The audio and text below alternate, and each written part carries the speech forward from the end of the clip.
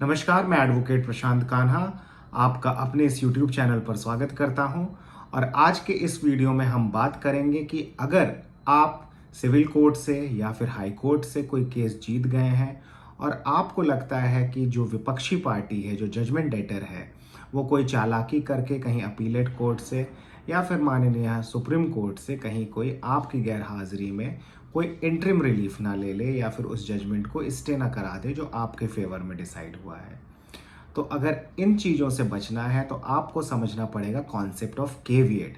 Caveat का मतलब है let nothing be done without my presence in the given matter. तो इसका मतलब ये हुआ कि अगर कोई जजमेंट आपके फेवर में पास हुआ है तो आपको अपीलेट कोर्ट को या जहाँ पर भी उस जजमेंट के खिलाफ जाया जा सकता है, अगर सिविल कोर्ट से आप जीते हैं तो ज़रूर उसकी अपील या तो एडिशनल डिस्ट्रिक्ट जज के यहाँ होगी या फिर माननीय उच्च न्यायालय में होगी। और अगर आप माननीय उच्च न्यायालय यानी कि हाई कोर्ट से आप केस को जीते हैं तो उसकी जो एसएलपी होगी या उस ऑर्डर को जो चैलेंज किया जा सकता है वो honourable supreme court of India में होगी।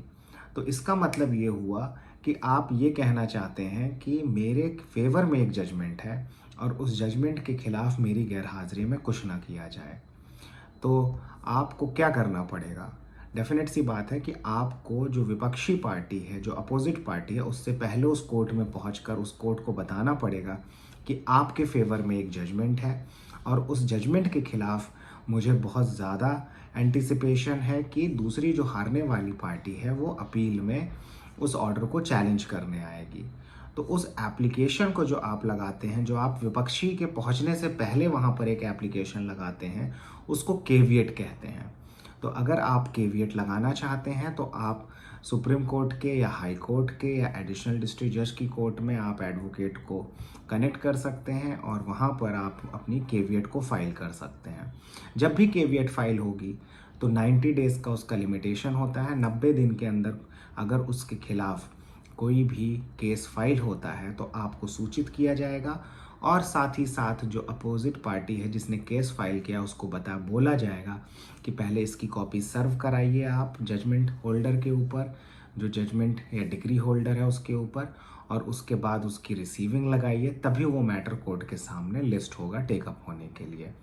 जब आपको उसकी कॉपी मिल जाएगी तो ये आपकी जिम्मेदारी है देखना कि ये मैटर कब लग रहा है अब सुनवाई के लिए। तो यही कॉन्सेप्ट होता है केविएट का।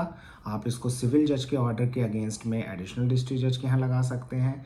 अगर ऑर्डर एडीजे के द्वारा पास किया गया है तो आप इसको हाई कोर्ट में लगा सकते हैं। अगर हाई कोर्ट से कोई भी ऑर्डर पास्ड है तो आप उसको सुप्रीम कोर्ट में लगा सकते हैं। अब यहाँ पर एक विशेष ध्यान देने वाली बात यह है कि हाई कोर्ट में हर तरह के मैटर में केविएट नहीं लगता है। जो स्टैचुरी प्रोविजंस ऑफ अपील है सिर्फ उनमें ही लगता है, बेल में नहीं लग पाता है। और साथ ही साथ एंटिसिपेटरी बेल में आप केविएट नहीं लगा सकते, आप 482 में नहीं लगा सकते, लेकिन क्रिमिनल रिट में ज़रूर लगा सकते हैं।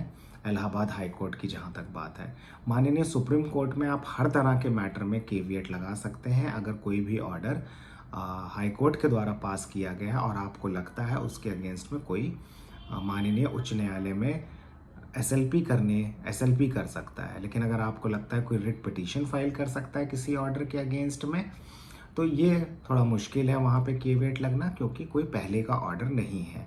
तो रिट पिटीशन में माननीय उच्च न्यायालय में केविएट लगाना इतना आसान नहीं है, या फिर वो कैच हो जाना भी आसान नहीं। लेकिन अगर आप किसी हाई कोर्ट के ऑर्डर के अगेंस्ट में केविएट लगाएंगे तो वो डेफिनेटली आपका वहाँ पर फाइल हो सकता है। इससे आपको बेनिफिट यही मिलता है कि फर्स्ट डेट पर आपके एडवोकेट वहाँ पर प्रेजेंट होते हैं, और जो बातें अगर किसी भी तरीके से कोर्ट को डिस्गाइज करने की कोशिश करता है पिटिशनर, तो आप उन चीज़ों को कोर्ट के सामने रख सकते हैं अगर कोई पेपर या कोई डॉक्यूमेंट वहाँ पे प्रेजेंटेड नहीं है। हो सकता है कि आपके रहने से कोर्ट मैटर को नोटिस ना करे, मतलब कि उसमें नोटिस जारी ना करे और मैटर को उसी दिन डिसमिस कर दे, और आपकी एब्सेंस में हो सकता है कि उसमें नोटिस जारी हो और नीचे फिर आपको एग्जीक्यूशन में प्रॉब्लम होगी। नीचे का मतलब है अगर सुप्रीम कोर्ट में कोई भी मैटर पेंडिंग हो जाता है तो एक ये आम धारणा है कि उसको नीचे की जो कोर्ट होती है जहाँ का वो ऑर्डर होता है वो उसको इम्प्लीमेंट करने में हिचकिचाती हैं। पर ऐसा नहीं है कि जब स्टे नहीं मिला है तो उसके बाद भी उसको एग्जीक्यूट नहीं किया जा सकता। लेकिन अपोजिट पार्टी कहीं ना कहीं ये दबाव जरूर बनाती है लोअर कोर्ट्स में, एग्जीक्यूशन कोर्ट में, कि इसकी SLP माननीय उच्चतम न्यायालय में पेंडिंग है। तो इन सब चीज़ों से बचने के लिए आप केविएट का रास्ता या केविएट जरूर फाइल करें माननीय सुप्रीम कोर्ट में।